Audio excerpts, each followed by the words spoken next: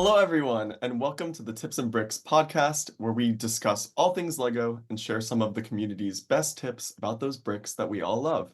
So, my name is Evan, my pronouns are he, him, and I'm one of our hosts for today. Today, I'm joined by our other host, Alex. Alex, how are you? I'm very good, thank you, Evan. I've had a very busy week. I've moved house, so I'm very grateful to just be sitting down and talking some Lego today. How about yourself?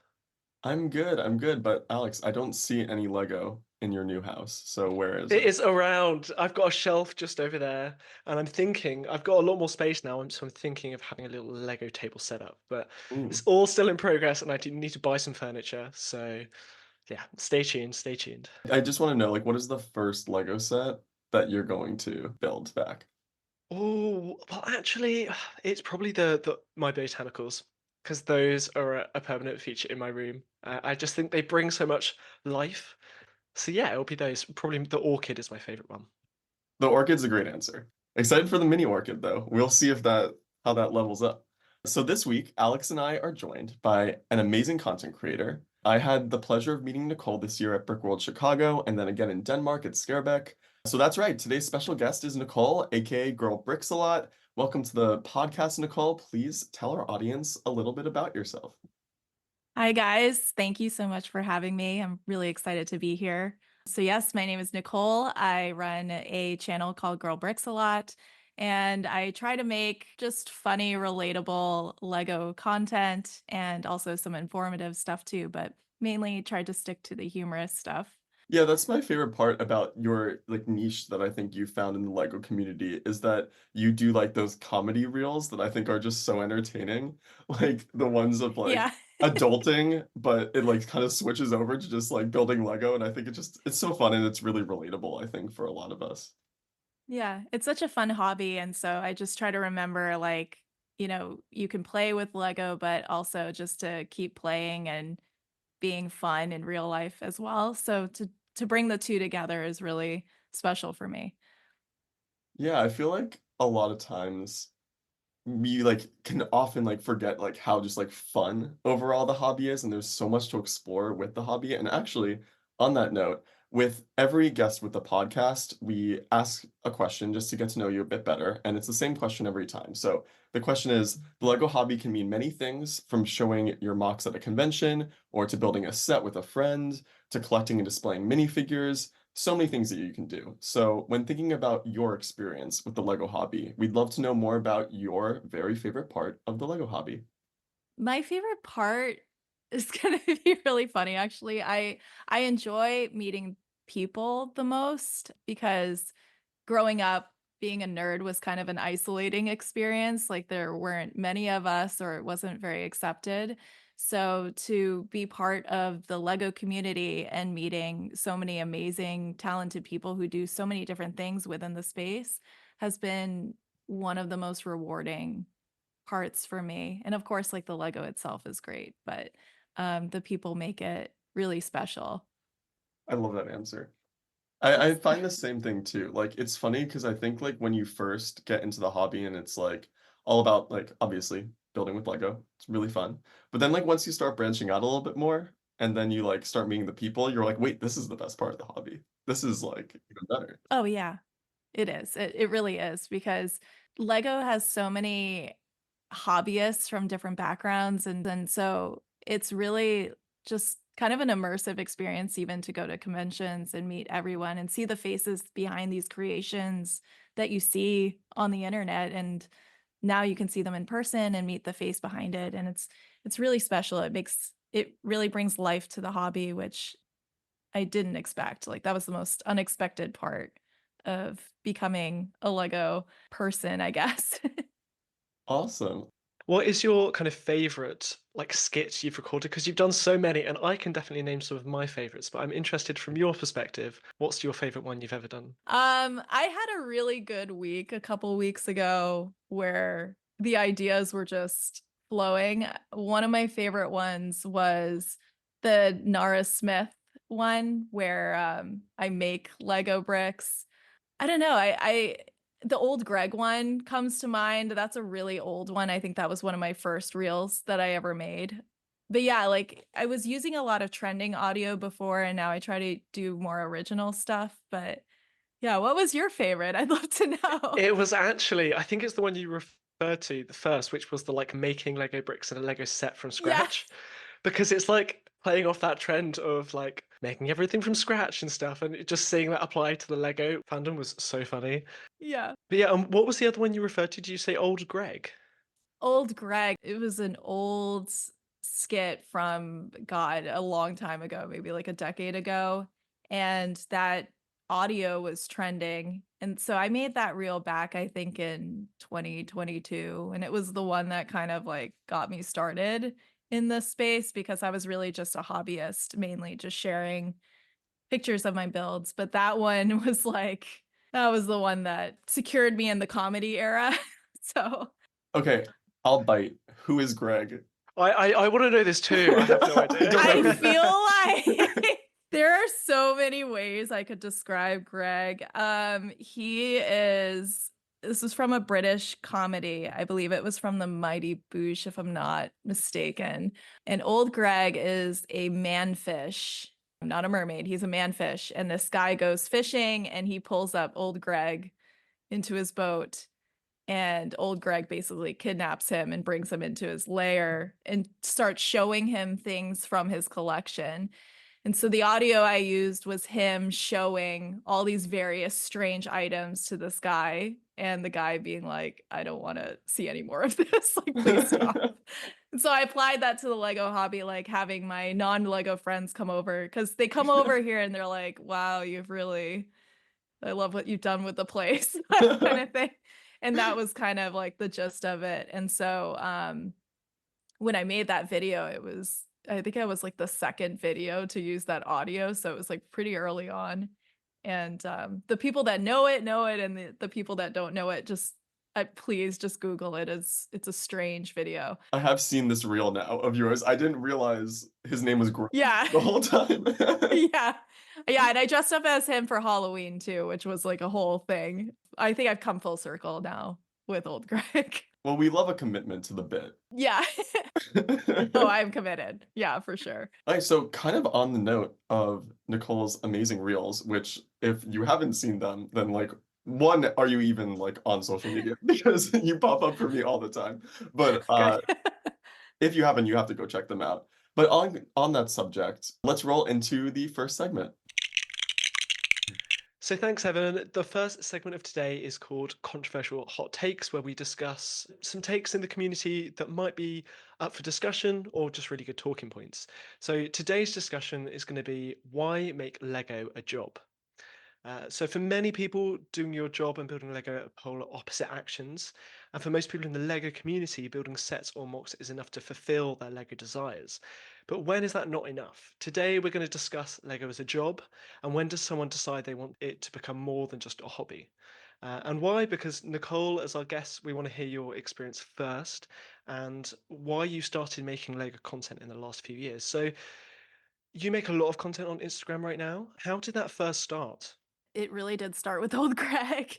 I was this was my personal Instagram account, so if you were to go back, you would see some very old pictures. And I started sharing my Lego hobby, just sharing it with my friends like as you would if you were to cook a meal and be proud of it. I built Bruni and I was very proud of it, and it started like that, and then it didn't really translate into a job until probably the last year or so when I got into LAN, the Lego Ambassador Network. I think at that point I started looking at it as more not like a job, but from a job perspective, like how would you behave showing up to work every day?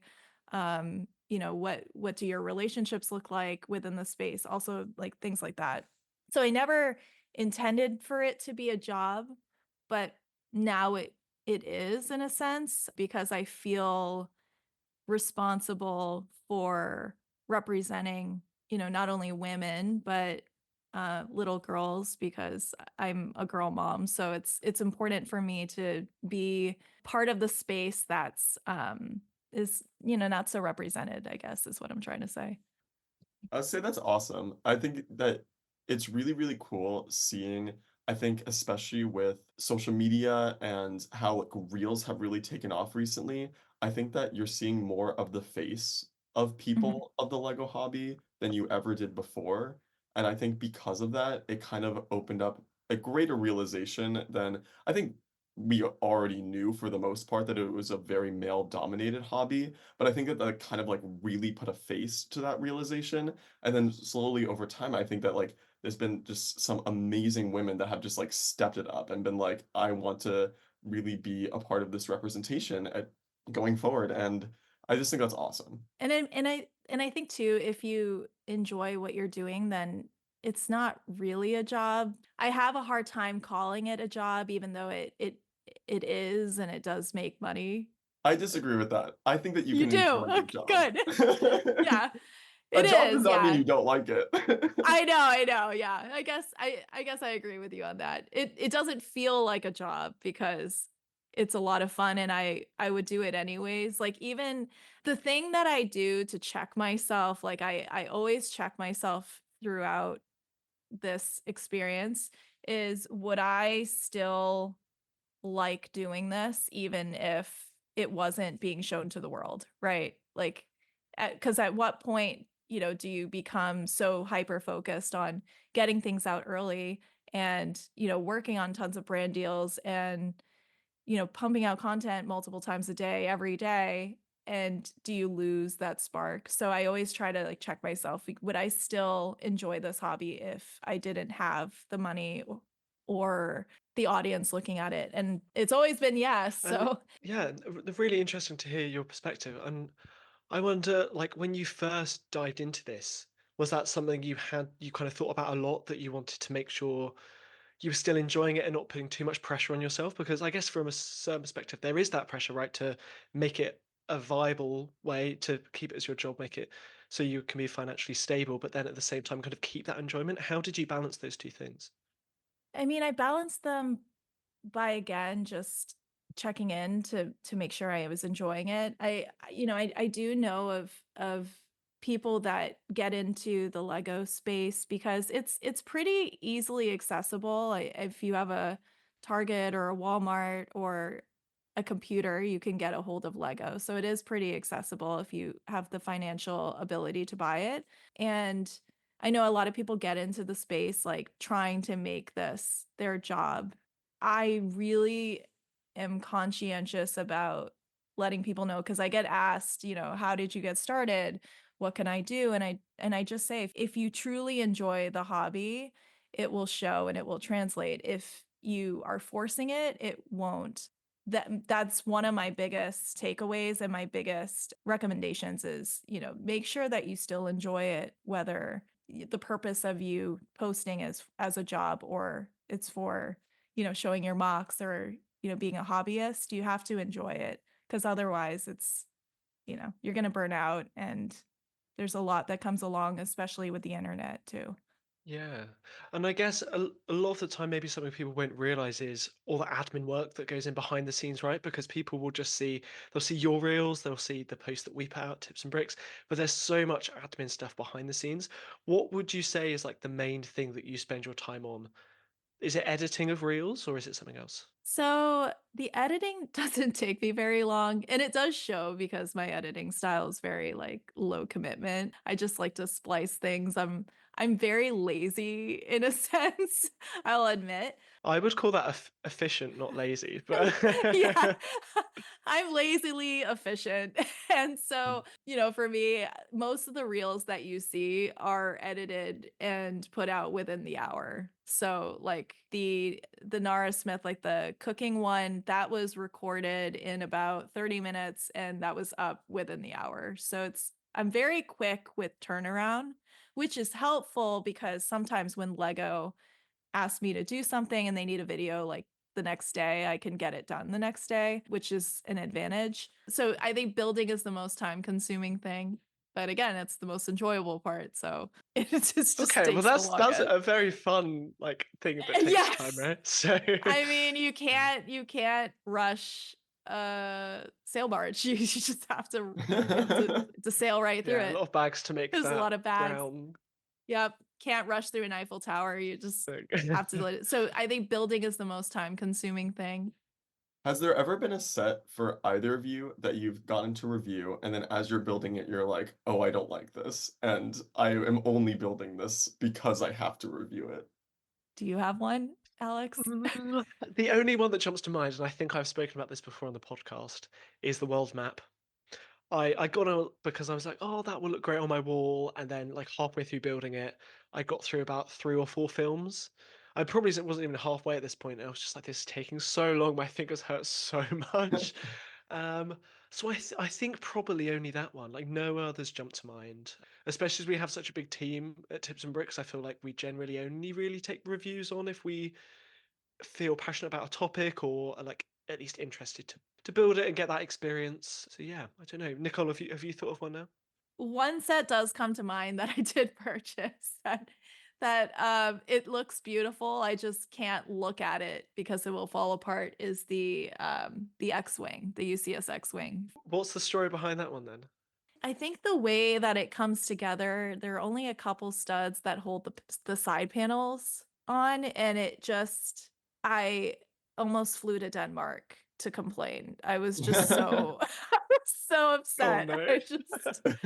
I was so upset. But again, like it's beautifully designed.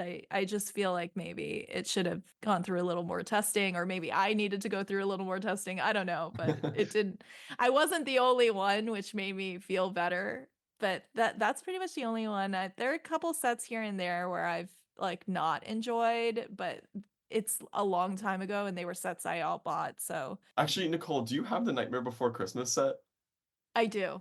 Okay, I need to confirm this so, like, I don't feel like I'm crazy. Does the mayor's hat, like, does that top part actually stay on, or is that just, like, loosely just, like, placed in there?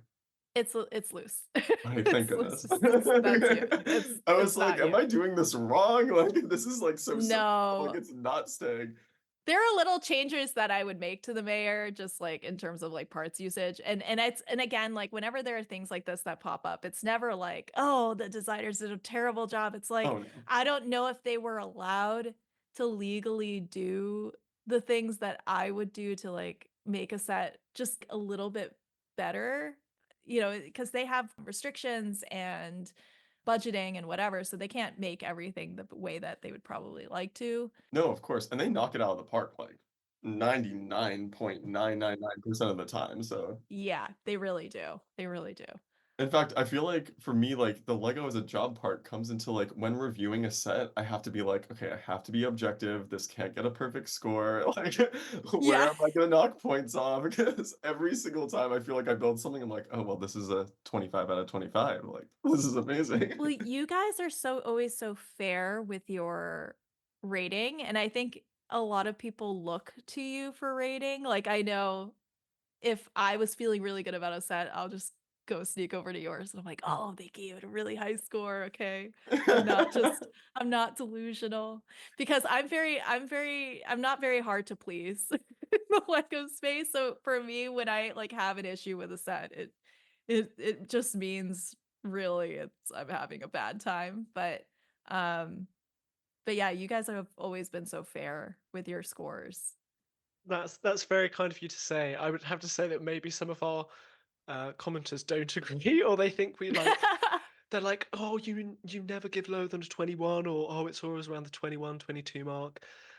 We try and have that variety, and I don't know, Evan, what's your experience been in terms of do you find you try and do more of a range, or do you find you're all kind of often giving the same scores? How do you find that?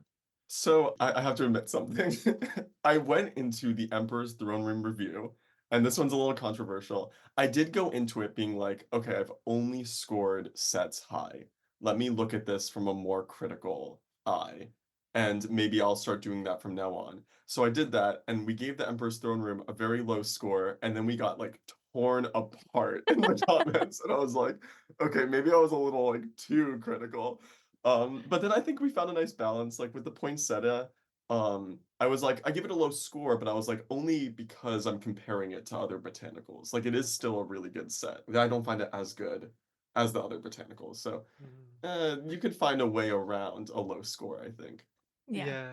And that's definitely something we've been doing recently is like not comparing this Lego set to every Lego set ever, because that's like impossible to do, but like comparing it to the theme, especially for things like value for money, because there's always going to be like licensing costs that are going to really vary what the price per part is, for example. So I think it was like for the sail barge, for instance, we compared that to other Ultimate Collector Series sets to see what, for like a similar price point, what you can get. And that was really interesting. And actually, we thought it was like decent value, not incredible value, but decent for what you're paying for.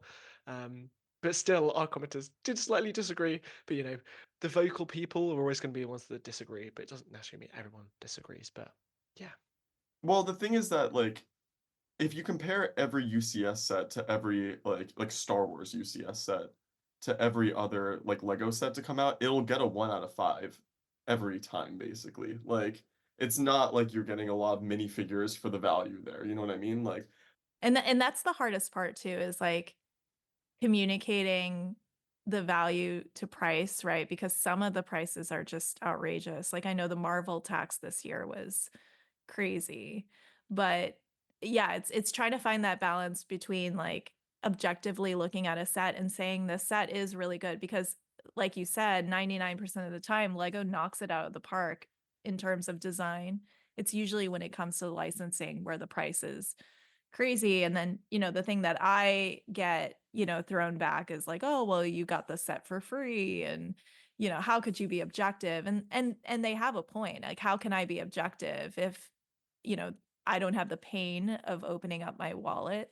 But I still do buy enough Lego sets throughout the year that I'm not desensitized to just getting free things all the time. Like I like even this past week I bought Starry Night. I got Mona Lisa, like, and all of these sets are beautifully you designed and they bought the Mona really Lisa?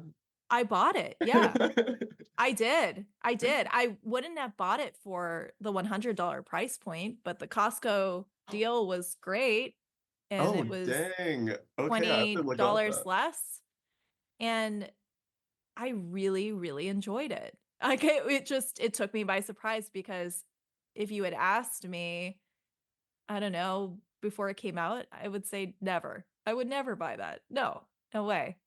And I had the best time building it. And it was one of the coolest experiences. But, and so I do take risks here and there, I guess, with having the opportunities that I do for the review offers. It allows me to take risks on buying things that I normally wouldn't just to, keep myself in check. And again, like Mona Lisa, I've seen I've seen the real thing. It's beautiful, but I would never have considered buying it. But now I'm like, I'm team Mona Lisa. That thing is awesome. oh, Wow.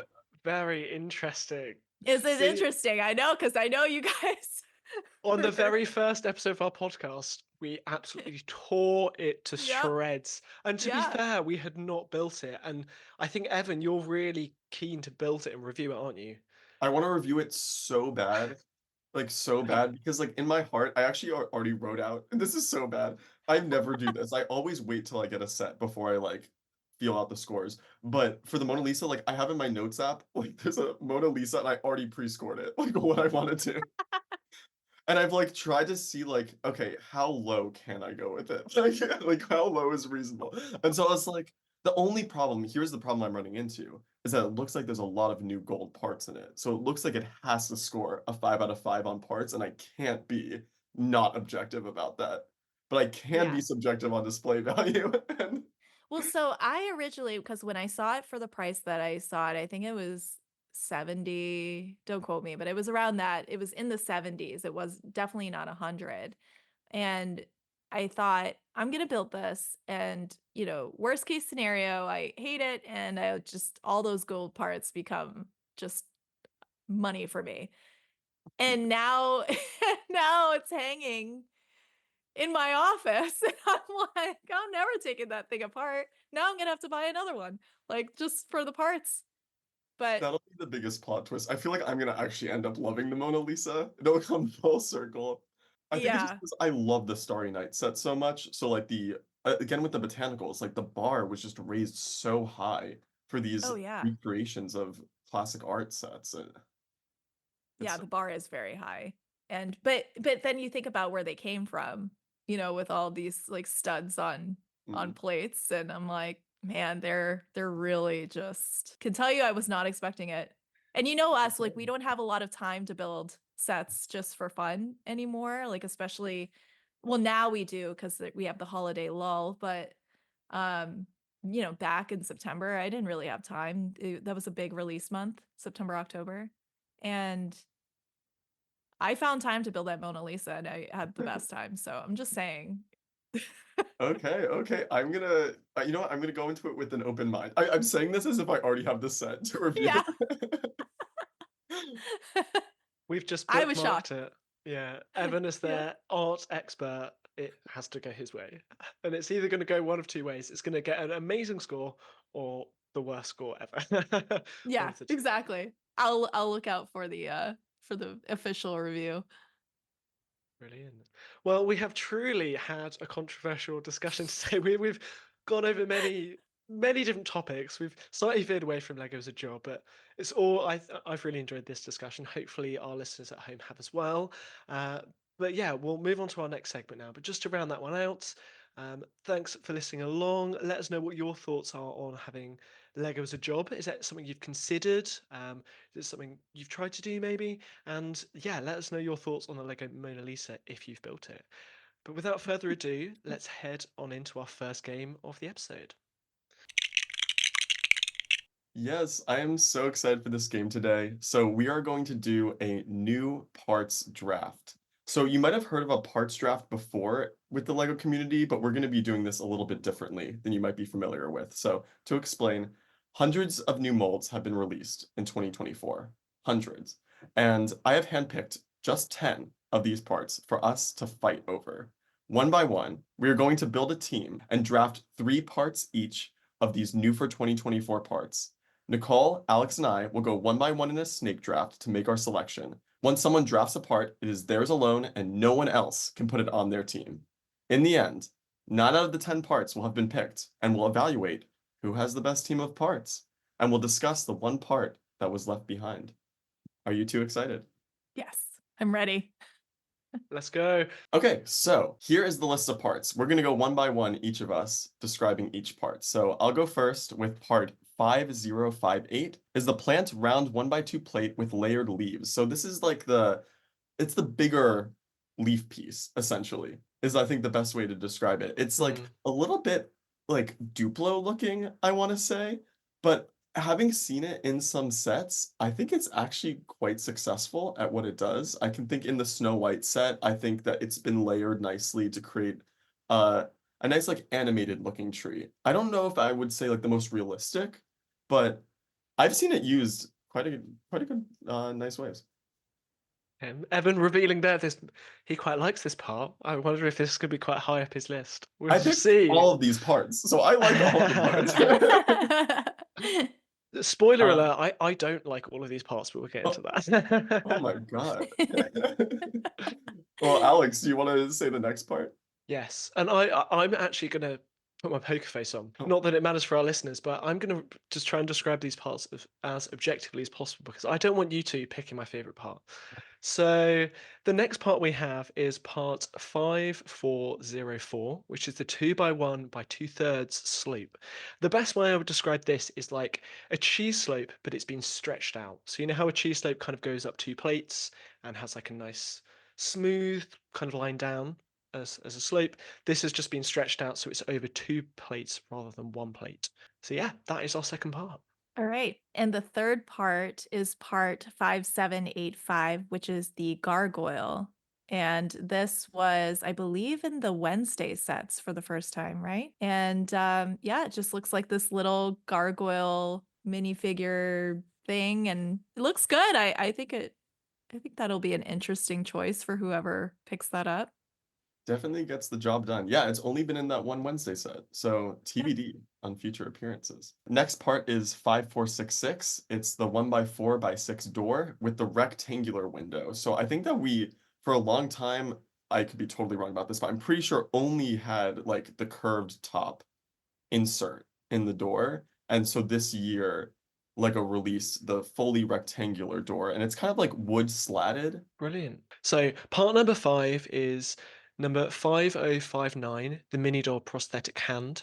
And this part was specifically made for the Lego Friends character Autumn, who has a limb difference, meaning she only has one hand. So you can kind of fit this onto the mini doll kind of arm area. And I think it was used to give her like a bow in a bow and arrow set. So yeah, it's a really great part. It can be used for quite a few different applications. I'm not sure if we've seen it in too many things yet, but I'm sure we will see it used by a lot of different mock creators for different uses. And then the next part is part number 3677C02. This is the 4x4 sound brick. I believe this was only in 2 sets this year, the sorting hat and the retro radio. So this is basically the brick that when you push the little play button, it will play a pre-recorded sound for you at random. Nice. Part 5724 is our 7th part, and that is the flexible rubber minifigure cape billowing. I specify billowing because when I saw this was on the new parts list, I was like, wait, what? I thought we got this before. But I realized we only got the one for Doctor Strange that has the, what do you call like the top part of a cape? Like the little part that flips up.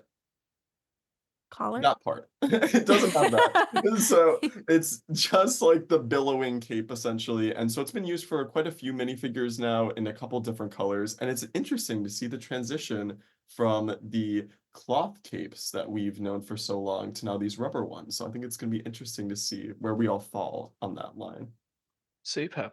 So on to part number 8, and this is part number 4904, which is the round flower with 2 layers, and affectionately known as the peony rose piece. And this part, it released in a few sets beforehand, but it was actually designed for for the botanical gardens. So it appeared in a few other sets, and specifically, it's just this kind of one by one with which has some like petals around it, so you can use it to create some lovely flower builds. And then the ninth part is part 5256. This is the round 2x2 brick with 4 roots.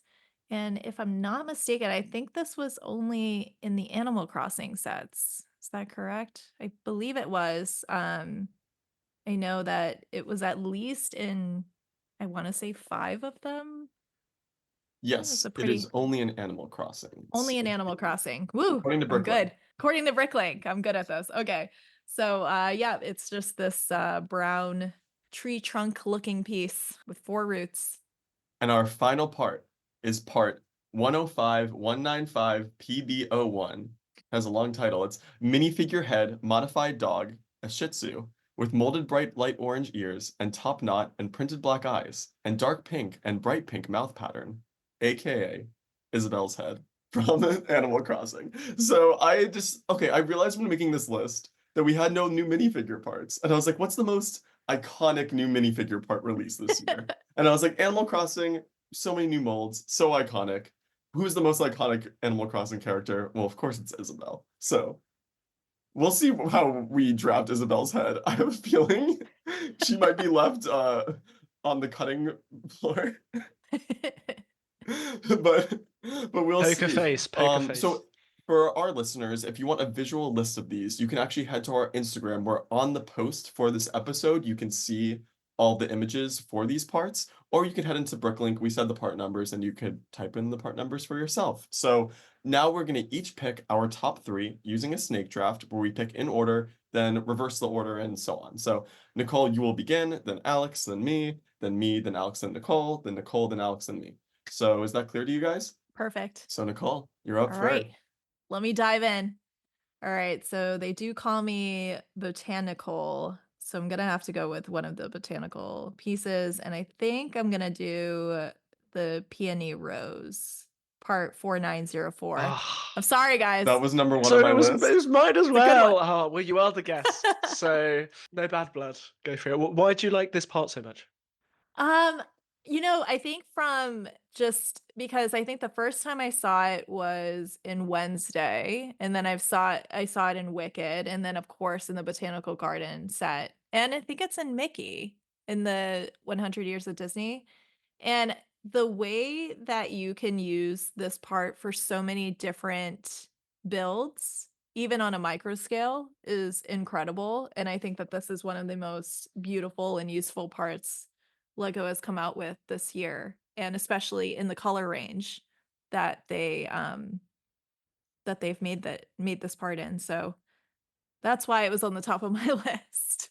Yeah, I think this was great. I was debating between when I say debating, I mean between putting this one or the new tulip piece on the list, but like that was such an easy decision for me. I think that this peony rose part is just like you said, it's so versatile. Like I'm curious for when it'll be used. You know, the modular line is going to use this for not a rose in some sort of architectural detail in the future.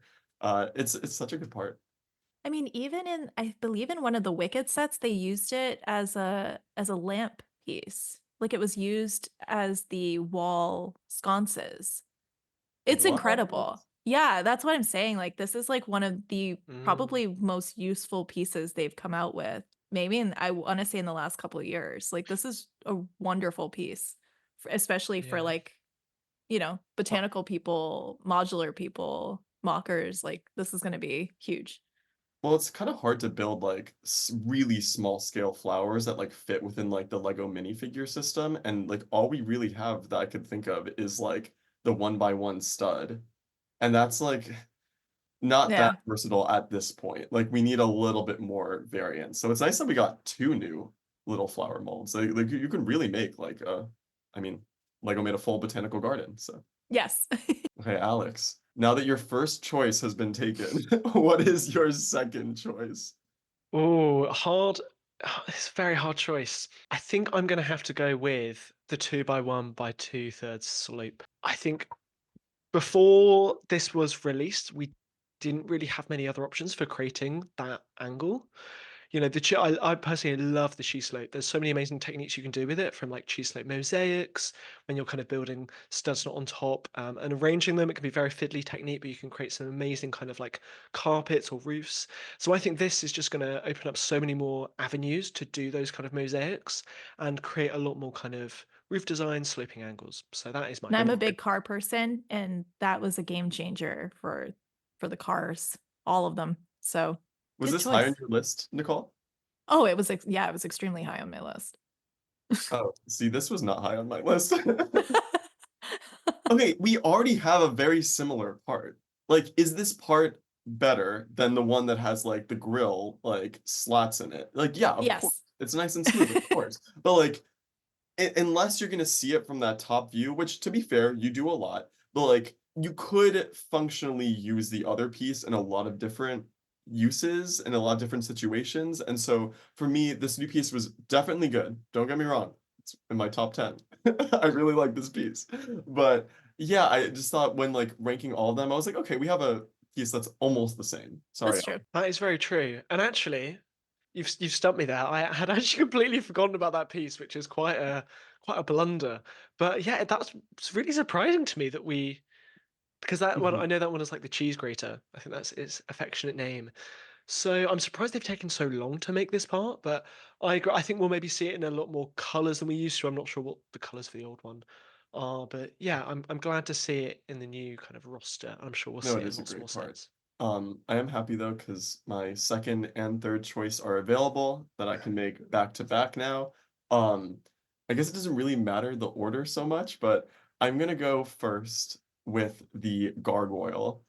I think the gargoyle is a really cool new mold, and even though it was made for the Wednesday sets, which is kind of in like the mini doll like Friends like style, I'm happy it was made for Wednesday specifically because that those sets, like specifically the set that this came in, was a lot more I want to say like less childish in like its actual like assemblage and design than some like Lego Friends sets is. And so I'm happy that the gargoyle kind of has this universality to it where I really think it could fit in really, really well with really clean, like sleek looking architectural builds. And I could just see this like on some like church builds or some like cathedrals and like castles. Like I think this is a really cool part to add like that extra like touch of detail. And yeah, the mold is great. I agree. It's a good part. Was this high on either of your lists or did I make a blunder? It was. It was fairly high, and I do like it, don't get me wrong, but my first thought was like, I know some parts are described as what's the specific word? It's like you could make it out of other parts. And I think on this scale, it would be hard to make a gargoyle, but I've just seen so many like really amazing brick built gargoyles from really small pieces that I don't know, like I like the part, but it's not too high up there for me. That's fair though. You could definitely build some like really awesome gargoyles at a slightly larger scale. So, that's fair. That's fair. But maybe my next choice in part, and this is my my third favorite part, and my second pick. It's going to be the 1x4x6 door with a rectangular window. And I think that we just had the same door for so long. Yeah. Every Lego house, whether it was like any style, anything, had the same door. And now we have a different door. And it's a great door. Fantastic door, may I add. Like, and the fact that it has the new, like, not just like the slats in it, which adds nice texture, but it also has the new rectangular window. So you could just put in like different like window inserts into it, I think is awesome. So there's just so much versatility with it. I think this just like over doubled the amount of like architectural styles that you can make in a mock and or a Lego set. So I'm really, really happy that this part exists. Fair enough. Yeah, I like the option of being able to put either like a clear window pane in for more modern houses, or you can put in, there's that one that has like the kind of like diagonal slots, like Mhm. a steel bar. I'm not sure how you describe that. Or yeah, just a solid color as well. I agree. It gives lots of options. It's a Okay, good So yeah, choice. good new part. Alex, this is now your second pick. Oh, interesting. See, I don't know why you absolutely slammed on this one at the start, Evan, and that's why I didn't pick it first because Nicole seemed to agree. I'm going for Isabel's head. That's a great part. You're telling me out of all of these parts here, you would happily just not have that one. They're like the specially molded, it's the little cute face with like the little one teeth showing, the happy expression, and you've just completely ignored it, Evan. What a I thought you monster. had a heart, but clearly not. Just literally, Oh, she I'm is quite really cute. surprised, really.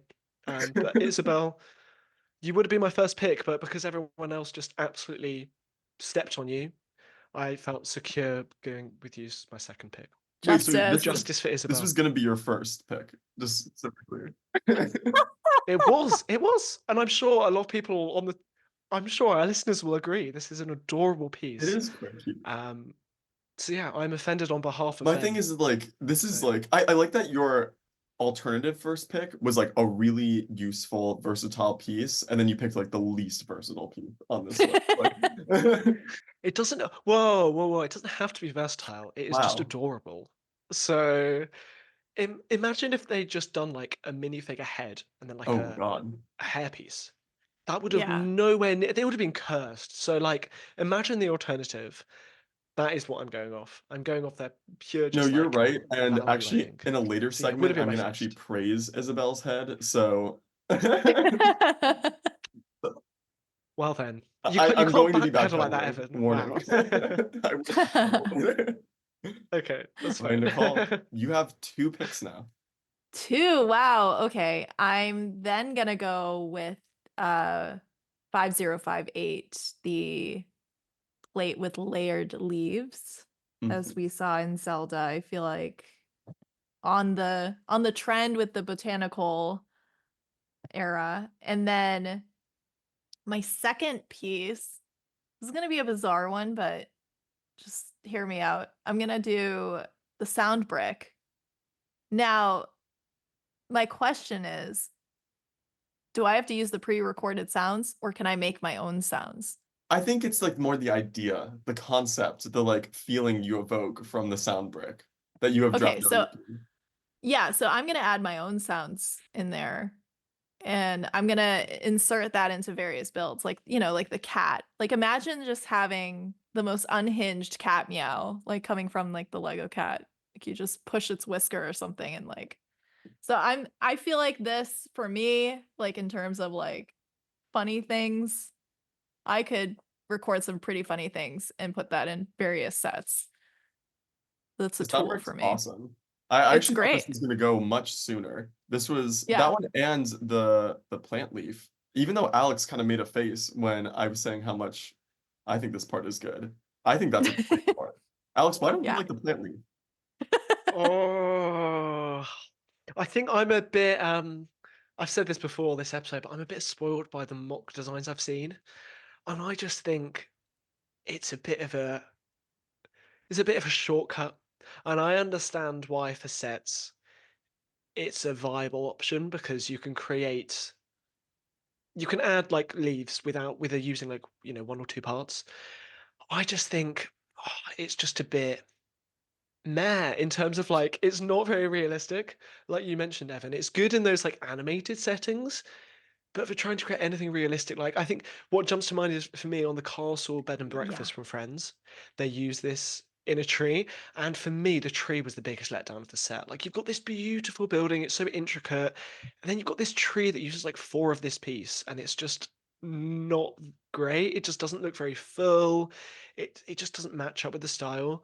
So I think in that instance, when you've got like a more complex set, that is where they could have done a bit more of a complex tree design, but they didn't. They chose to use this part, which is fine. It's just not what I would have chosen or what I would have gone with.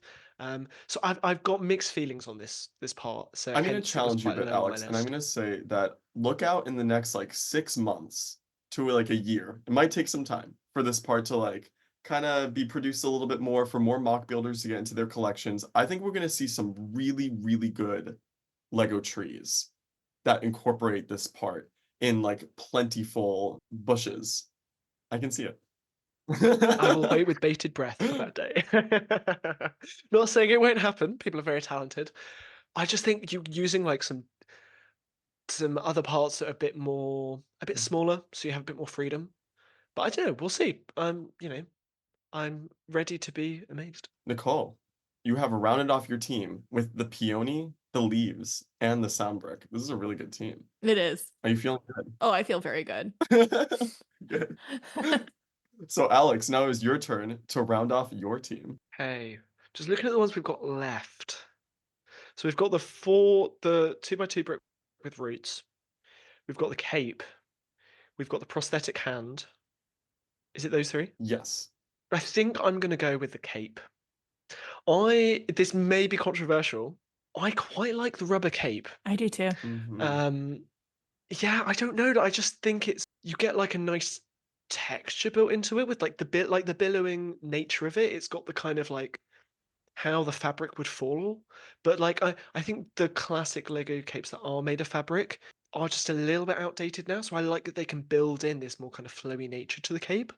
And I think, I'm hoping they will do lots of different versions of this. I really like Batman's one, which has a bit more of like a kind of goes out a bit more at the sides. And I think this one on Magneto looks great. And I love the Doctor Strange one. And actually, I've seen the Doctor Strange cape used for, I think it was to create some poppies. Someone used it for a poppy mock that we featured, and it was just wonderful. So I think it will pose quite a few opportunities for mock builders. So yeah, that is my final pick. This is a good pick. This is a good pick. Nicole, you also like the cape, the new capes versus the old capes? I do. Yeah. I mean, I like the cloth capes for some things. Like I think in Star Wars the cloth, skirt, like that for that it definitely works better. Um but for D&D, like I had a little bit of trouble with Zastam's cape, like just getting the collar and like everything to go. I don't know if maybe the rubber cape would have worked better. Um so yeah, I think there's a time and a place for the rubber cape and there's a time and a place for the cloth cape, but I think it's a very useful piece if I mean, you could use it for like botanical parts too if you can find a way to like clip it. Can make like a big leafy flower. Yeah, I'm curious if, like, in the future, like, Lego will slowly transition to only rubber capes for everything, like, all these, like, just, like, rubber molds. Yeah. Maybe. I wonder if maybe because they're more Mm. durable. I'm just thinking like the cloths after play could break down. But I agree with Nicole. I do like the cloth for Star Wars, and I think those capes they have a bit more. They have play in them, right? You can still position minifigures like sitting down and in cockpits. Whereas this one, it wouldn't quite work. So I don't know. I'm very interested to see what Lego is going to do with those Mhm. rubber capes. I hope they keep both, but we shall see. Okay, okay. I have to round off my team now, and I'm actually really torn because Alex, you took my two least favorite parts, which was the rubber cape and Isabel's head. Oh, actually, and the two Wow. by one slope was like number 4 for me. So like from the bottom. So Alex, you just have different We opinions should here. definitely do a set draft together, shouldn't we, No, it's everyone? actually Because we did do a set draft, but You would never we pick the should same done thing. literally. except the peony, but Nicole got to it first. But Mm, now I have to pick true. between two parts I actually do quite like. I really do like the prosthetic hands because I can just see all of the different uses for mocks specifically. Though I'm wondering like how actually useful is it? Like I feel like it's kind of deceptive because it looks like it would be really useful for like doing a clip and then a bar, but there are other parts that do similar things but maybe not in like the tight little space that it provides. So I'm trying to think. That's really good. But then also the tree trunk is just like a nice singular piece that like you can really use to like start off any tree build, and it looks pretty serviceable. But I'm gonna go with the prosthetic hand. That'll be my final pick. The Good tree choice. trunk leaving on the cutting room floor because I just think the prosthetic hand. I think it's just like a cool part in general. And then also I love the fact that Lego did this like obviously for like inclusivity also. I think that's really awesome. I'm sure there's like a lot of people out there that are just really happy to see this part made, and that's really cool. And then for mock building, I think this is way more useful, honestly, than the trunk because the more I look at the trunk, like it's kind of like in the leaf piece that we were talking about, also like a little bit Duplo-y in its like simplicity in the mold, but part of that I kind of like also because it leads to like more efficient, like easier mock building, especially if you're getting started. But I like both parts, but yeah, I'm gonna go with the prosthetic hand. Good choice. So that means Nicole's team. Nicole, do you want to read off your parts one more time? Yep. So I picked the most desirable peony. And then my second pick was the plate with layered leaves. And then my third pick was the sound brick. And Alex, your team. So my picks were the 2x1 by 2/3 slope, the billowing cape, and the legendary Isabel's head. And I'm just imagining Isabel with a cape. I think she needs a cape. Yeah, she does. Yeah, actually, maybe that's a good like thing to think about. If you combine all your parts together, who has the best? Actually, Alex, you probably do. Isabel's head with the Yeah, you It, cape. do. I I don't think mean, you can't beat like a floating head with a and cape then like the on slope is like her it. body, like below, Well, like. not with that attitude, Perfect. you can't. And my team is the gargoyle, the door, and the prosthetic hand. And the part left behind is the 2x2 trunk. So that does it for our new parts draft. I'm curious, like, who the audience thinks ended up with the best team. I think I think it was me.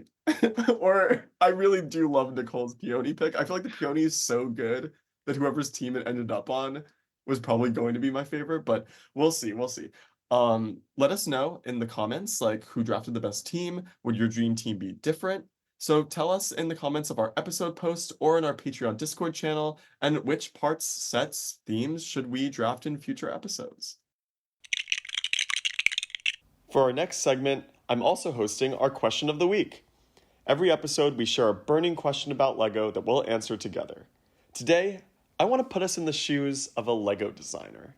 For over a decade, there have been hundreds of minifigures released as part of the collectible minifigure series.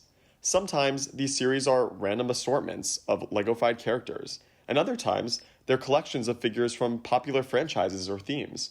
If you ask any AFOL what their favorite series is, the answers will wildly differ. But one thing that does stay the same, though, is all those incredible new molds. So now I ask you, Nicole and Alex, if you had absolutely no limits to your imagination and what you could produce, what is your dream CMF series?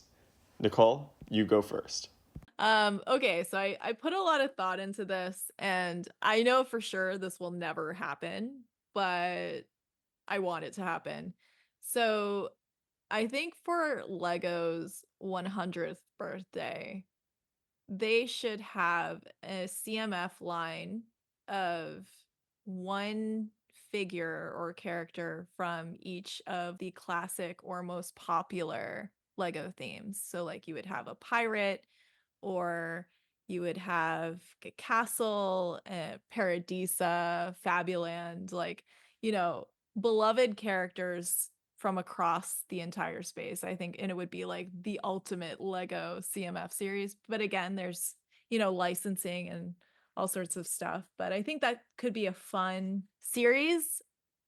I also do think it will cause people to just like hoard one particular figure, which I think happens anyways, but you know. Yeah, everyone just buys the Fabuland figure in bulk. Yeah, in bulk, yeah. The castle guys all like clean out the castle ones, you know. So I don't know. I thought it would be fun. But No, that's a yeah, really good idea. So you're thinking like just non-licensed themes for the most part, or would you probably. Yeah, like include like Star Wars I in there? mean, I feel like if you include Star Wars in there, it's gonna be really hard to pick one character. I mean, unless they brought back like gold C3PO again, like I mean, made a chase. Oh, instead of Mr. Gold, it's like Mr. Gold C3PO. Yeah. Or an entire gold CMF. Just gold everything.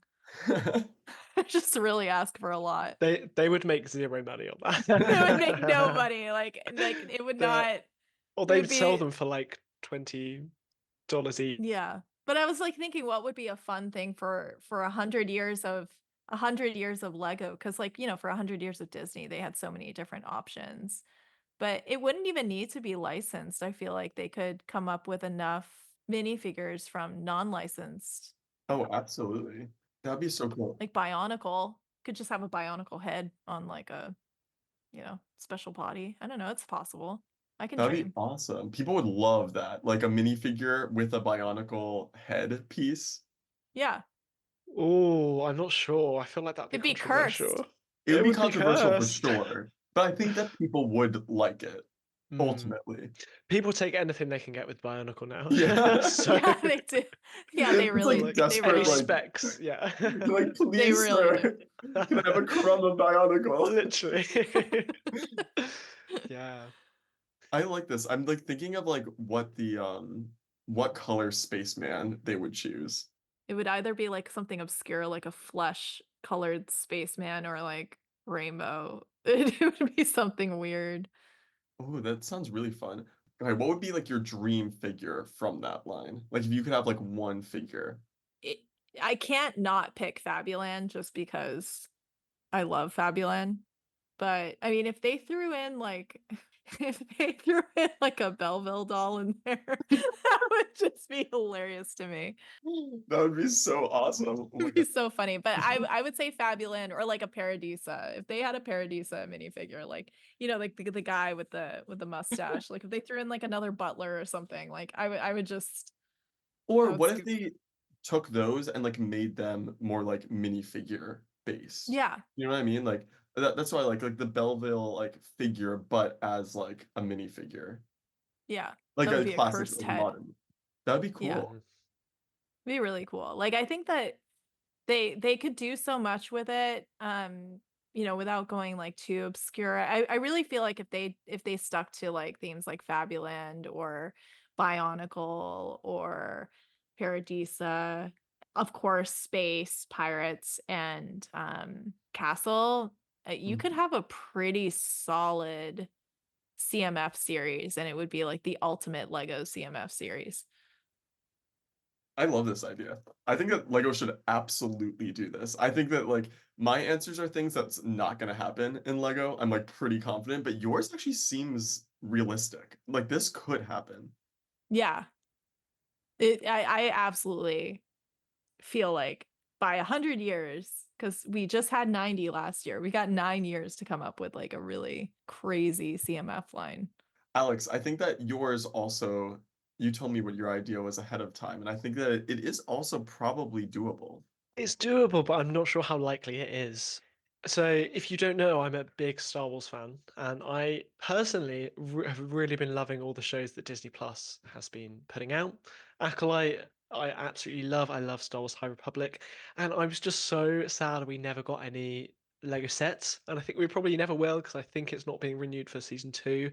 But I just love so many of those characters. Like, if you've seen it, the Stranger, I think, would be an amazing minifigure. If Oh you yeah. haven't seen the show, he's got like this lightsaber that splits into two, and he's just got such a cool design with like a cape and a helmet. Like, oh, it's just such a cool design.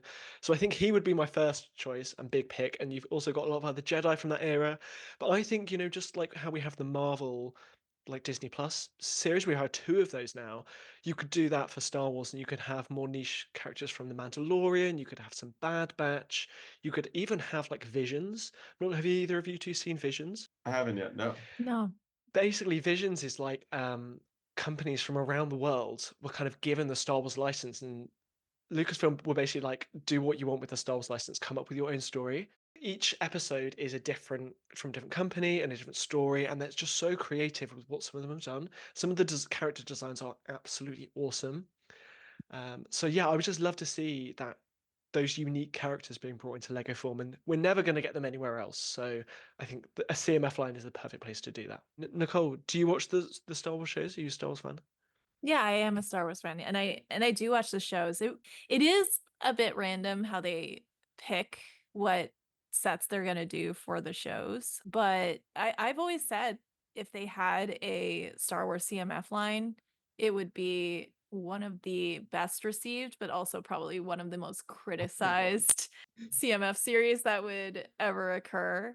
And I think with the expectation, because CMF minifigures tend to be a bit more detailed than, the standard minifigures. Like if we were looking at Jack and Sally in the Nightmare Before Christmas set versus Jack and Sally in the CMF line, Sally's, I think, parts of her look a lot better in the CMF line.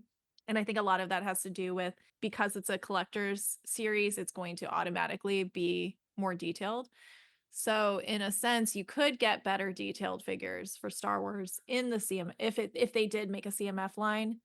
Um, but who they pick would have to be very special, because you can't just release, Chewie, Han, Leia, like this, the standard. You have to do something special and have characters that, either haven't been made correctly before or haven't been made before ever. So I think it's a really good idea, and I would love to see that happen.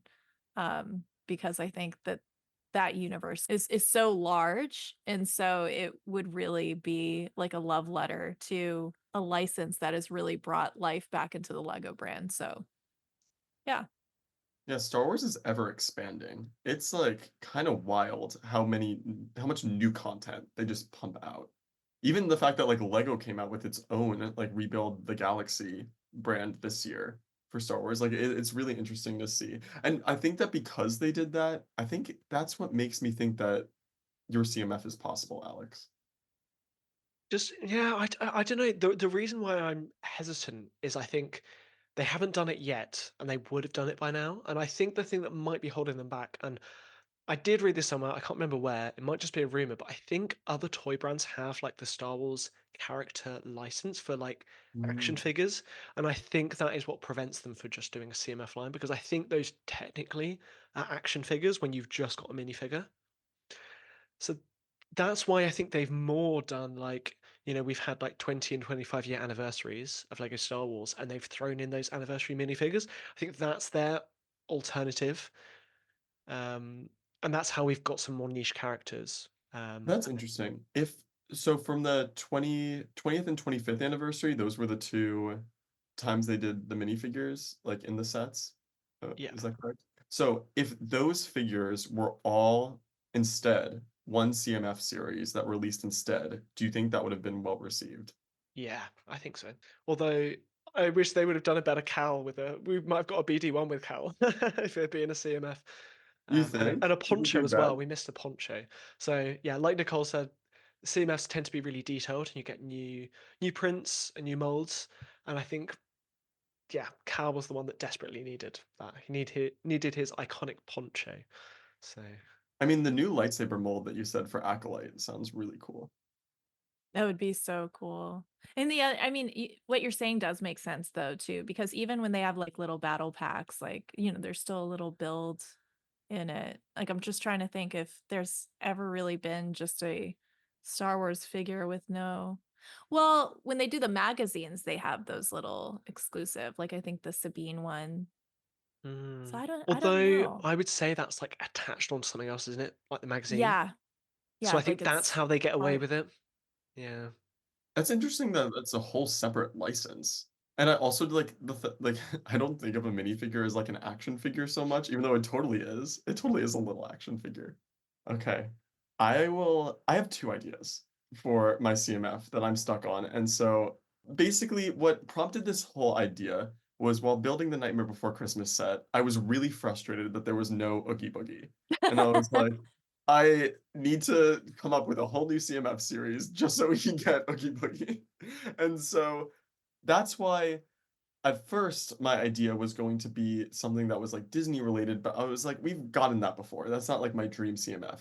But how do I shoehorn Oogie Boogie into another series that I would still enjoy? So I thought that a movie villain CMF could be fun and really diverse. They would never make this, but I was thinking like total huge range. Like give me like The Grinch, give me like Jennifer from Jennifer's Body, give me Regina George. Like I want like a whole range of just like random movie villains. Dr. Evil and Mini-Me.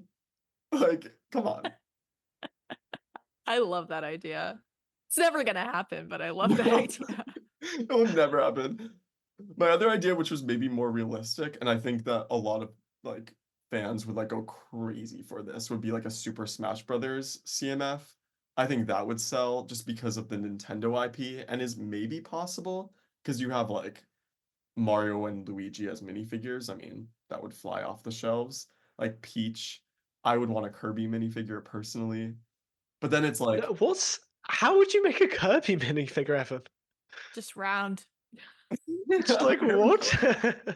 You know, it's funny. I've seen some people try online, and they're often actually, I think they're all very cursed. They're pretty cursed. Yeah.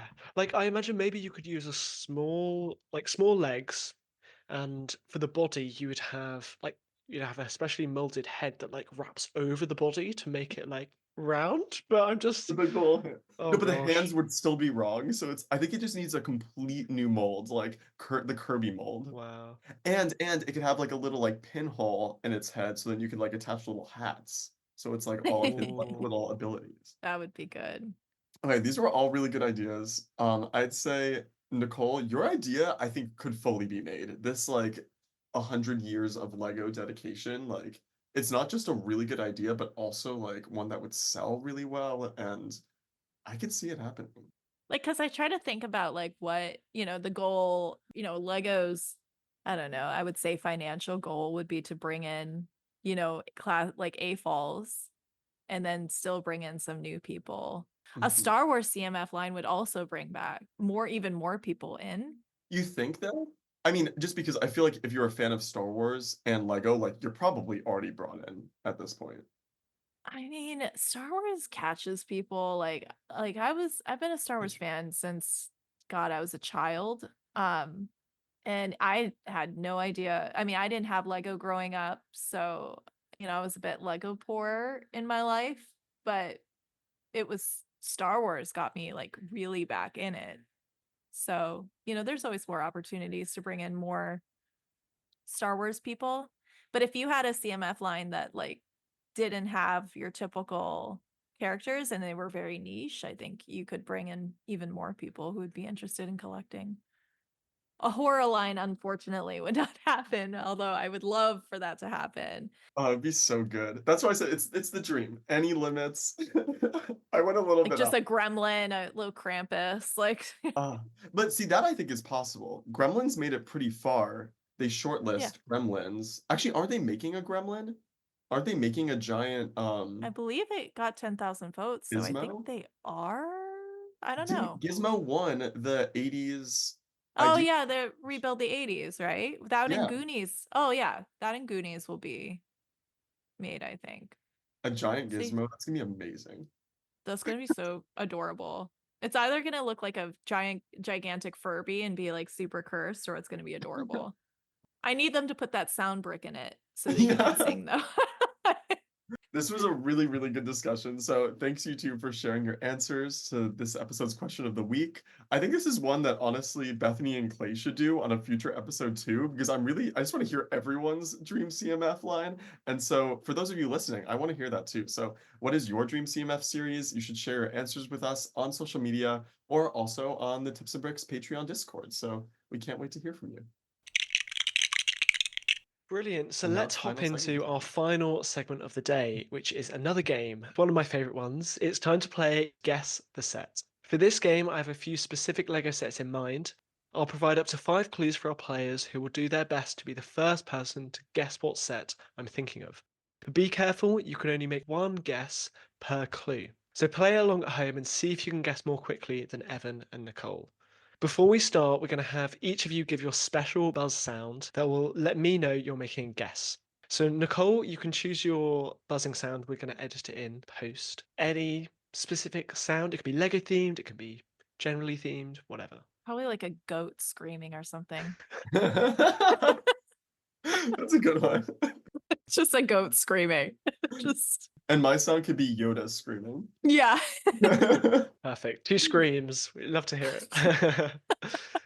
We're gonna be competing here. Yes. Okay, yeah. I don't think I've ever won a guess the set.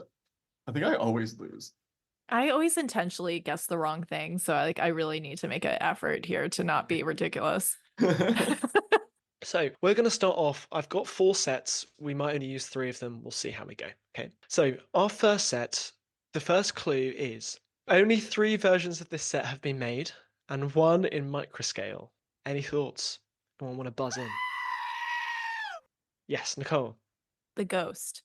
Ooh, good guess, but no, not the ghost. So from the Star Wars theme. Oh, you're thinking also that's so smart because there's also been the ghost in the advent calendars for mini builds. I was thinking of like a whole separate microscale set. That's a good thought. There has also been a microfighter though. So we've had 2 minifigure scale ghosts, a microfighter, and then we've had at least 1 in advent calendar. Okay, yeah. So never mind. Yeah, great guess. I'm gonna make a guess. This is so like general, but like the Minecraft like starting world. We've gotten that in microscale. They've probably done more than 2 starter Minecraft sets, like when you first open the game and you just have like bare bones. That's probably not it. No, that's not it. But it was a good guess. You explained it well, but unfortunately, no. I'm thinking of a different set. Okay, so we're going to go on to clue number 2. This set uses flex tubes, windscreens, and anchor parts. Any guesses? Is it the throne room? Nope, but good guess. Where would an anchor part? What's the anchor part? What is that? So, like a ship has an anchor. Oh, I should have clarified that. Nicole, this is your chance to steal it away. I mean, was there a Barracuda Bay micro build? Is that your official guess? Yeah, why not? Unfortunately, no, it is not the Barracuda Bay. Huh. This is interesting. Now I'm intrigued. So I'm glad you're not getting this straight away, because in the past when I've run this, Bethany, being the whiz Bethany is, she just got them at like my first clue. So I've intentionally made them a bit trickier. We're going to move on to our third clue. This set has 4 minifigures, one of which is much rarer than the others. Oh my goodness, I have no idea. Is there an anchor in any Star Wars set, or is it really just pirates? My mouth is sealed. I'm not saying anything. Oh, is it? There might be an anchor in this. It's the new, I don't know the name of this set. I think it's like Castle slash Pirates, this set, and it came out. Oh my God, wait. Give me a second to look this up. This set. Nicole, this is your chance to guess what set he's talking about before he says it. I'm like wondering, like, there have been like a million Destiny's Bounties. Is it Destiny's Bounty? No, it's not Destiny's Bounty. But good guess. Oh, wait, there's so many more minifigs than that then. Is it the El Dorado Fortress? No, it's Oh, not. that's a good one. But good Ah! guess. Good What guess. the heck? But it's not? Like, no. Okay, right, guys, listen out for clue number 4. I feel like this might give it away. We'll see. Okay, so clue number 4. This set has a blue and grey color scheme. Is it? Wait, does the spaceship, like the new classic spaceship set that was remade, does that have an anchor in it? That's my guess. Incorrect. No, I just not have an anchor piece in. No. Oh, dang it. Nice try though. Nicole, any thoughts? Oh man, I have no idea. I'm so stumped. I think you guys might kick yourselves, or maybe it's probably just because I've written the clues. I'm like, come on, guys, it's obvious. But Blue and gray? I'm so bad at trivia. It's Belleville, isn't it? Blue and gray. It's been made in microscale. It has a blue and gray color scheme. Microscale implies that it's a popular item. Like, because you said it's been repeated multiple times, that it's like recognizable enough when it's small that you know it when it's big, or when you know it when it was small. I don't know. shall we move into the final clue? So this one, fingers to buzzers, okay? So this set will have you saying, "There's always a bigger fish." Is that a quote from something? Yes, that is a quote. What is the quote from? Come on, guys. Come on. Okay, I might have to give you an extra clue, which hopefully, if you put all of these together, it will reveal. Okay, this set is from the Star Wars theme. Of course it is. Oh Okay, no, and I'm that's going to why I run never through the got clues. it. Okay, so 3 versions of this set, one in microscale, uses flex tubes, windscreens, and an anchor. 4 minifigures, one is much rarer than the others, and a blue and grey color scheme, and it's something to do with underwater with fish. Oh, it's the Gungan sub. Yes, Oh Gungan my god. sub. Yes, and the rare minifigure is Queen Amidala. Yes, of course. Ugh. Uh, if we had done this like 6 months ago, I would have nailed it because I was on eBay like every day for like a month, like trying to see if I could like get the Gundam sub for like a good price. You can't. You can't. It's like I made it my full-time job and I still couldn't. Can't get So it. what a good set. Why don't they remake it with another Queen Amidala? Come on, Lego. They know that we want another Queen Amidala, maybe in a CMF series. I feel like they can see the price it sells for on Bricklink. Now they own Bricklink. And they must be like, come on, this is an easy win for us if we remade it. Yeah. Yeah. But also they're making all that money on Bricklink also every time it resells. So True, it's gonna very work true. out. Yeah. But yeah, personally, I love this set. I didn't pick it up when it first released, but actually, when I was first getting into kind of Lego Star Wars after I watched the films, this was one of the first sets I picked up, but without the minifigures. Like someone was just selling it like on eBay for a really good price. I was like, oh, this is a cool set, like I'll pick it up. But now I kind of wish I'd paid like a little bit more to get the minifigures because it was before, Queen Amidala. I think she goes for like over 100 now, maybe more. I've seen her go for over $200. Yeah, I've seen her go for 250. So I assume neither of you own her. I have her. You do. Oh my I goodness. do. Da, da, Actually, da. The ironically. reveal. Well, it was funny because I was looking for a Home Alone minifigure and then I found her underneath something that clearly Little Hands got a hold of her. So now I know exactly where she is, but I also need to like put her in a case. I did something with Bricks and Minifigs, like a holiday post for them, like I think like 2 years ago. And they were like, yeah, you have $200 to spend in our store. And I was like, you know what? I want more than a set. I want this minifigure. Like, if you can make this happen, we've got a deal. And they made it happen. And I was like, because I don't know if I ever would have. I think I would have eventually bought her, but I don't know. You're a smart businesswoman. That is a good move there. You know what's really bad? It's the one time I've gone, this is so cursed. I went on AliExpress and I bought a fake Queen Amidala just because it was literally $4 and I was like, okay, let me like see what the quality is and like I really just like want a Queen Amidala that like fits and honestly, she's not bad. That's not bad at all, No, actually. she's pretty good. I couldn't tell much difference. From Zoom, you can't tell. When you look at it, you would never know, which is honestly half the battle. But when you pick it up, you immediately, and like when you move it, you could like that's like the sound of the plastic. The plastic is just not good, but she looks great. Evan has truly fallen to the dark side. And Yeah. just like Anakin, you fall to the dark side for Padme. So easy mistake to make. Okay. You got it eventually after my extra clues, but that was a hard one to start us off, and it is a bit of an old set. So we're going to head into our next set. So fingers on buzzers. First clue is this set features lots of new parts and recolors, but notably quite a few recolors in light nougat. Any early guesses? Dobby. Not Dobby. Mona Lisa? Another excellent guess, but not the set I'm thinking of. So let's roll straight into clue number 2. So this set features brick-built waves. Oh, Mickey? The 100 years of Disney, the Mickey, come join me, Mickey. Correct. Well done, Nicole. You got in two. Very good. And did you build that set recently? I did, maybe back in September. I enjoyed it. I know it got a lot of hate, but I enjoyed it. I was the one that reviewed that one for the blog, and I actually like the set. I just think that Mickey looks a little cursed. Like the actual set itself, though, is nice. Oh, he's absolutely cursed. That was actually going to be my fourth clue, which was this set is controversial and could be described as cursed. So I think the main thing you found, Evan, wasn't it, that the eyes just like look cross-eyed? I don't know. It's a bit creepy. Such a weird print decision there. I don't understand how that made it to that point because it's like it's so off that you're like, this doesn't make any sense. Like they're not looking forward. Why are they cross-eyed? Yeah. It's just the set you don't look in its eyes and you just look elsewhere, Like the Mona Lisa. like the Mona Lisa. So the other clues I had was this set has 4 exclusive minifigures. It also has a little Simba part that's very cute and also exclusive. And interestingly, this set is from the Ideas theme, but it is Disney themed, of course. It was for the was it the Disney 100 contest, I believe? Yep. Was it the Target exclusive, I think? Oh, it is? I know. No, I saw it in the Legos. Whoa, could something that's Target exclusive still be in the Lego store? Yeah. Yeah. How does that even work?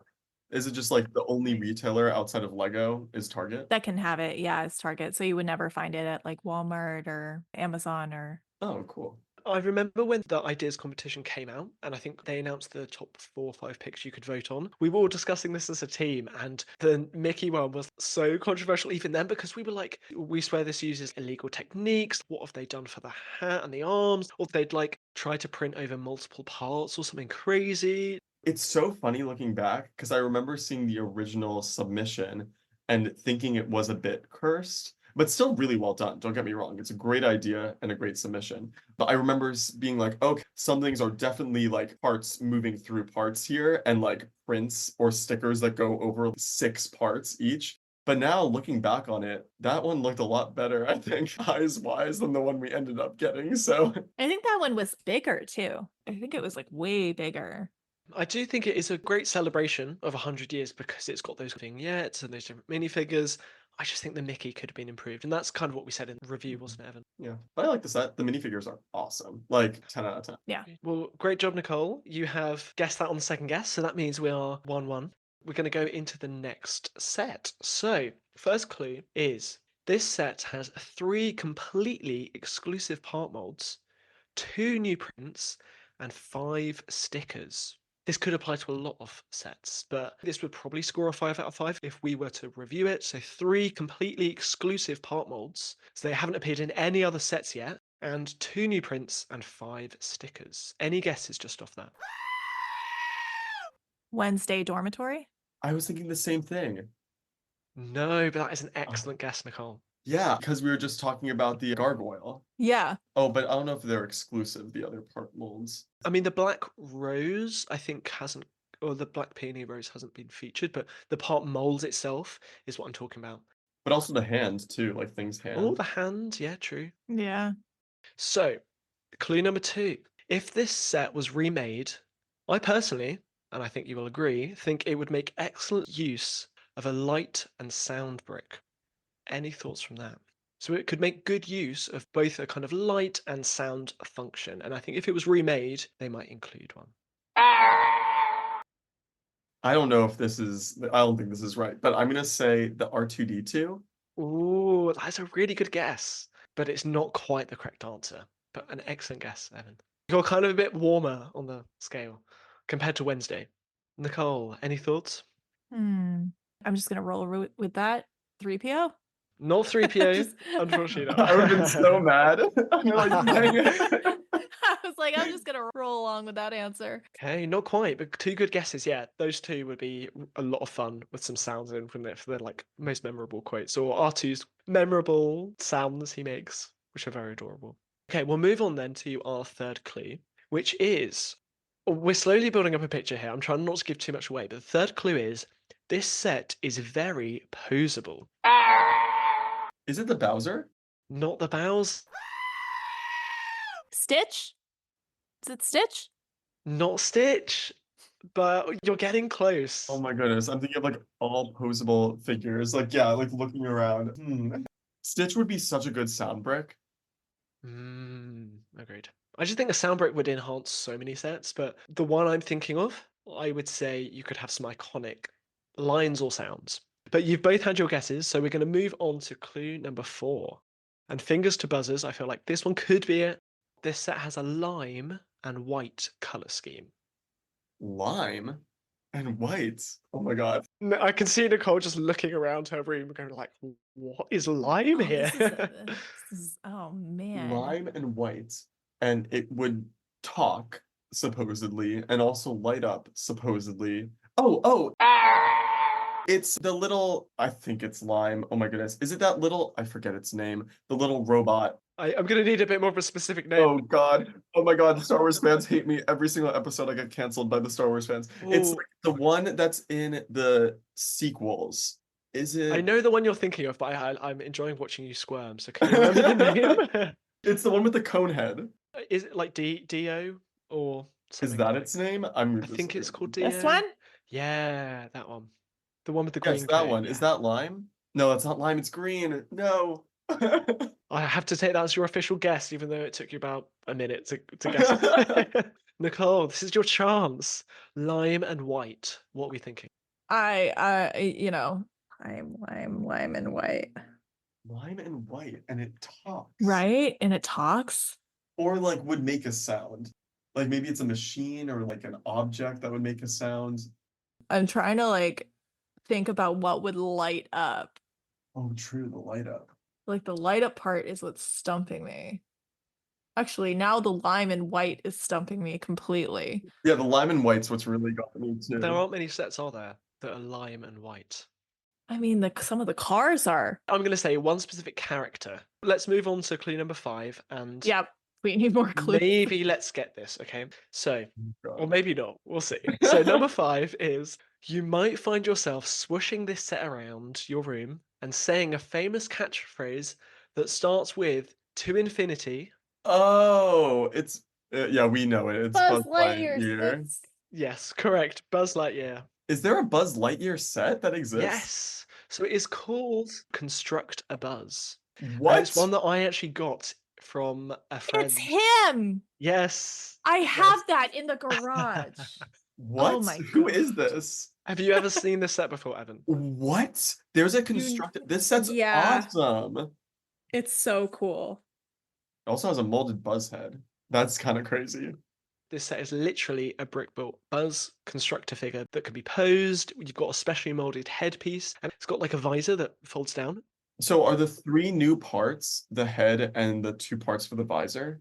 Correct. They've never been featured in Wow. any other sets, so exclusive to this one. I mean, I don't know where they would reuse the Buzz head. I don't know. There's always someone that's going to draft it. So Yes, very true. Very true. Alex, Buzz head or Isabel head? Isabel head, no question. The Buzz is very cursed, whereas Isabel. yeah, he is. Is it cursed? I think it's pretty accurate. The eyes are a little like they've seen something. Yeah, Sid's room. I want this set now. Dang, I didn't even know this was a thing. I don't even think it was that expensive if you were to buy it. I think I spent like, I don't know, $20. Wow. But I didn't have a box or instructions or anything. I don't need that. This was recent. I bought this because I wanted to make a big claw machine and then I just gave up. Okay, well now we're still tied, so I guess we need the final round as a tiebreaker. Yes, let's do a very quick final round. So we've got one more set. 5 more clues. Let's see who can guess it first. Winner takes all. Okay. So first clue. This set has almost no studs on show. Any early guesses? Simba? Big Simba? No, not Simba. I'm gonna guess one set that now I'm noticing has like basically none that I can see is the Disney camera. No, not Disney camera.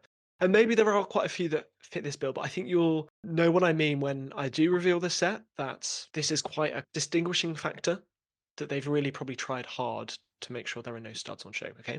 So, clue number 2, this set is part of a new collection of sets. So you know how you have the botanical collection, similar line. Part of a new collection of sets. and it is the only set so far in the collection. Oh, Oh, the birds? The two birds? The art set with the two parrots? Yes, Nicole, correct. It Really? is the That was it? macaw oh my parrot. Yes, you goodness. got it. Very Dang. good. What's the new theme for that? It was the fauna collection. Oh, nice. So I was surprised that there wasn't the kingfisher included Yeah, in that. But the kingfisher Yeah. is actually specifically under like icons, whereas this is labeled as the fauna collection, macaw parrots. So one set collection. literally. And actually, all I noticed that this set was something you've built, Nicole. Yeah. It was my first land set. No way. Wow, that's so Yeah. Oh my God. exciting. You're a fan of this set? I loved it. Yeah. When I unboxed it, because they said they were sending me an art set, I was like, okay, like we're gonna get, the typical Lego art set. I really love it. I love the colors. I love the way that it was built. Yeah, and then when I saw it was part of the fauna collection, I was like, wait, are we gonna get more of these? So I've been waiting for a year. So hopefully we get more. Yeah, it's like one and done right now. I mean, this set's really unique and cool. I love the branch. The branch is my favorite part. It's a really beautiful set. So I have them posed. One is just a little bit higher than the other. And so that's how I kept them on my wall. Very nice. I think it was really interesting. We've mentioned only set so far in the collection. It released in January 2024 as well, so I'm surprised they've not released more throughout the year. Maybe we'll get another one in 2025 in January. Who knows? The other clues I had were this set is primarily made of three bright contrasting colours, and those are dark turquoise, I think light pink, and bright light yellow. Mhm. So very striking on the wall. The fourth clue was this set features two of the same thing in different poses, which I thought could have been a good clue. And then the last one was going to be this art theme set has an impressive wingspan. So I thought that would be a Mm. bit. But yeah, Nicole, you did an amazing job to guess that on the second clue. And just like the Magic of Disney set, got that on the second clue. So you are officially the winner of Guess the Set. So Evan, I lose again. It's the recency. It's the recency bias. Like it's all these sets I built recently. No, but Nicole, I also built the Magic of Disney set, so we were on equal Yeah. playing field there. Okay, You good. just beat me to it. That was fantastic. great. Brilliant. So I hope everyone at home enjoyed playing Guess the Set with us today. We want to hear from you. If you are faster than Nicole or Evan, let us know. And tune into future episodes for more fun rounds of Guess the Set. Okay, so that is all we have time for on today's episode of the Tips and Bricks podcast. So thank you so much for being with us today, Nicole. Do you have any final thoughts about maybe projects you're working on that you want to share? I'm really looking forward to 2025. I have a couple projects that I will be working on. I'm gonna start a Friends city. So like a Lego city, but I'm gonna make it Friends. So I'll try to like modularize some buildings in those colors. And then I'd like to make a Fabuland city just because when I was in Denmark, I did pick up a ton of vintage Fabuland parts. So I think I could have like a little city going on there. So yeah, that's what I have in store for at least the first like 4 months of the year. And yeah, so we'll see what else is to come.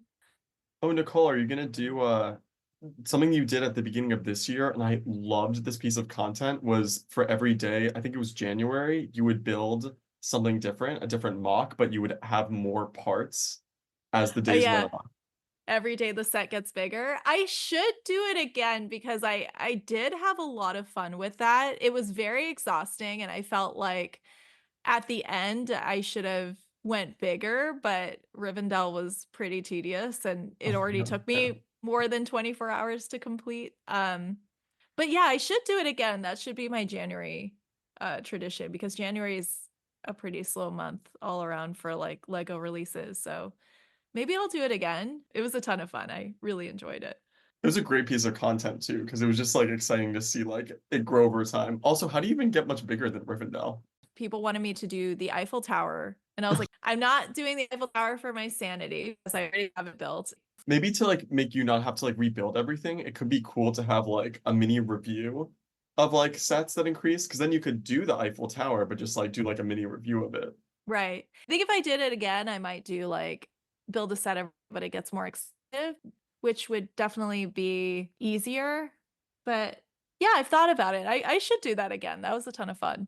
I love that. Well, Nicole, also share your social media handle for us, please. It's the same on all, I'm pretty It's the sure. same on all, yeah. So I'm on Instagram, YouTube, and TikTok. I don't know if I have Twitter. I have no, or whatever it is now.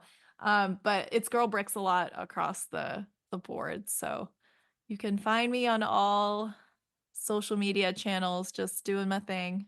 Fantastic. Well, thank you again so much for joining us, Nicole. We've had an absolute blast. Hope you have too. And thank you to all of our listeners. Be sure to tune in for our next episode. And until then, continue the conversation with us at Tips and Bricks on Instagram and YouTube. And consider joining us on Patreon. It's the best way to support the work we do, all of our blog posts, and all of the time that goes into these episodes. Yeah, also thanks, Nicole. This was super fun. And to our audience, if you enjoyed today's episode, we would also love for you to rate and review us on your favorite podcast app. Leaving a review, it just helps listeners like you find us. And so until next time, I'm Evan with Alex and Nicole signing off. Happy building.